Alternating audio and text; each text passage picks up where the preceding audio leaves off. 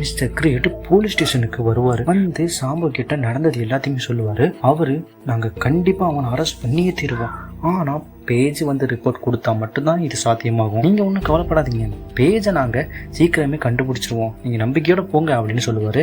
Mister great அதை கேட்டு நன்றி சொல்லிட்டு அங்கிருந்து கிளம்பிடுவாரு. அப்படியே அவர் ஹாஸ்பிட்டலுக்கு வருவாரு. வந்து மிஸ்டர் செக்ரேட் ரூமுக்கு வந்து அவர் நடந்ததை நினைச்சு வருத்தப்பட்டுக்கிட்டே அங்க இருந்த சேர்ல தூங்க போவாரு. அடுத்த நாள் காலையில போலீஸ் ஸ்டேஷன்ல நம்ம ஷாம்பு மிஸ்டர் கிரேட் சொன்ன பையனை பத்தி இன்வெஸ்டிகேஷன் பண்ண ஆரம்பிப்பாரு. அடுத்த சீன்லயே டிடெக்டிவ் லேடி அவங்க வீட்டுக்கு வருவாங்க. அப்ப அவங்களோட மாமியார் வெளியில உட்கார்ந்துகிட்டு இருப்பாங்க. இவங்க அந்த காரை பத்தி அதுல இருந்தவங்களை பத்தியும் அவங்க கிட்ட விசாரிக்க சொல்லுவாங்க. இவங்களோ சரின்னு சொல்லுவாங்க. கூட ஒரு உண்மையும் சொல்லுவாங்க. அவங்க மகன் இன்னொரு பொண்ணு கல்யாணம் பண்ணவே இல்லையா, டிடெக்டிவ் லேடிக்கு குழந்தை பிறக்க பாக்கியமே இல்ல அப்படின்னு டாக்டர் சொல்லிடுவாரு. அதனால அவங்க மகன் வந்து IVF மூலமா அவர் குழந்தை பெத்துக்கணும்னு சொல்லி முடிவுக்கு வந்து பெத்த குழந்தை தான் அவங்க அப்படின்னு அவங்க சொல்லுவாரு. டிடெக்டிவ் லேடி அவங்களுக்கு குழந்தை பெத்துக்க வாய்ப்பு இல்லைங்கிறத நினைச்சு மனசு வந்து ரொம்பவுமே வேதனையில இருந்துட்டு இருந்ததுனால இவர் வந்து அந்த விஷயத்த அவங்க கிட்ட சொல்லல. அவர் சொல்றதுக்குள்ளயும் இறந்துட்டாரு. அதனாலதான் இத்தனை குழப்பம். கூடவே என்கிட்ட இந்த விஷயத்தை பத்தி அவகிட்ட சொல்லிடாத, அவளுக்கு இந்த விஷயம் தெரியவே கூடாதுன்னு கூட சொல்லிட்டான்னு சொல்லி அவங்க சொல்லுவாங்க. இப்ப கூட அவங்க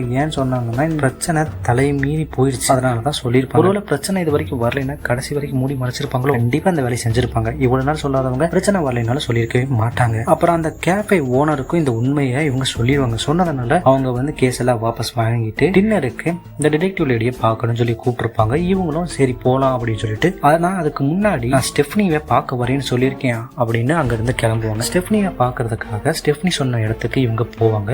போய் ஸ்டெஃப்னி வெயிட் பண்றேன்னு சொன்ன காரை போட்டோ எடுத்து அவங்க மாமியாருக்கு அனுப்பிடுவாங்க. அப்புறம் இவங்க காரை விட்டு இறங்கி ஸ்டெஃப்னி கார் பக்கத்துல போய் ஸ்டெஃப்னின்னு கூப்பிடுவாங்க. விண்டோவா அவ திறப்பா. பார்த்தா அந்த காருக்குள்ள கொலகாரி இருப்பா.